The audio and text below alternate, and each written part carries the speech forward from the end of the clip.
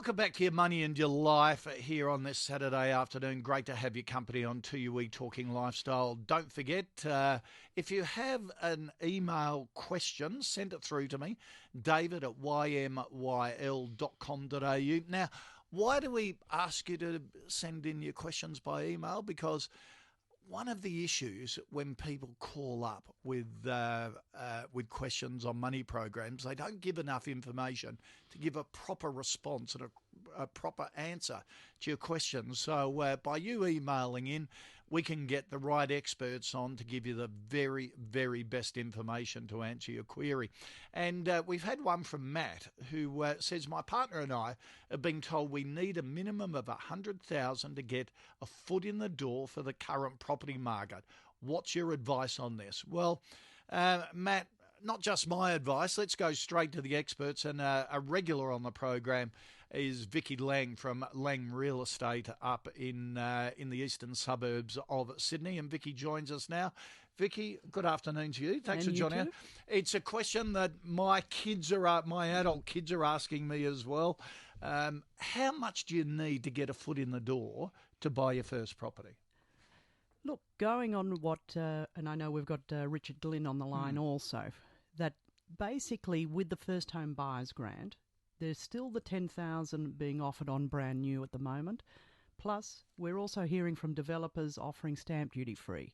Right. So I think we should shoot it over to Richard. Yeah, Richard Glynn joins us from Glynn Finance. Richard, how are you? Thanks for joining us. Now, what kind of deposit do you need these days? I think the question was $100,000, and that does seem quite a genuine amount of savings, which congratulations to them on that.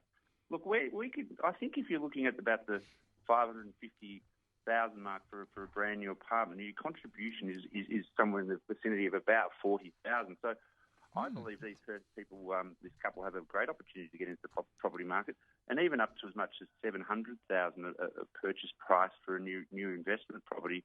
We're looking only at a contribution of $90,000 there. So there's certainly a couple who have a great opportunity to get into the market and maybe even have a little bit left over for upgrading properties or whatever they intend to do with that money. Because, Vicky, the issue is at the moment, particularly in Sydney properties that have risen so much in the last couple of years, everyone's talking negatively about it, aren't they? That they're almost spooking young couples out of the market with myths like you need a minimum of $100,000. You don't.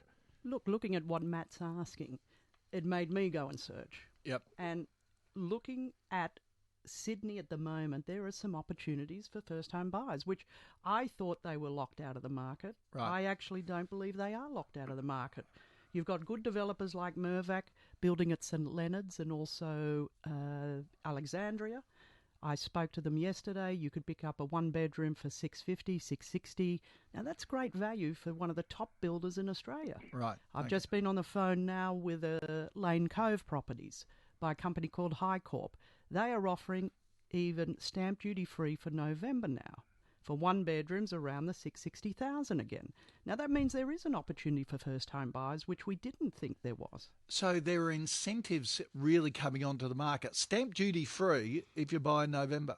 That's a big chunk. Yeah, absolutely. Richard, what about financing? How easy is it to get financing now? Well, and what are the rates like? That you just mentioned there. The other thing is, and I think we need to just reiterate this, is when you're buying off the plan, the property may not be finished or completed until 2 years down the track.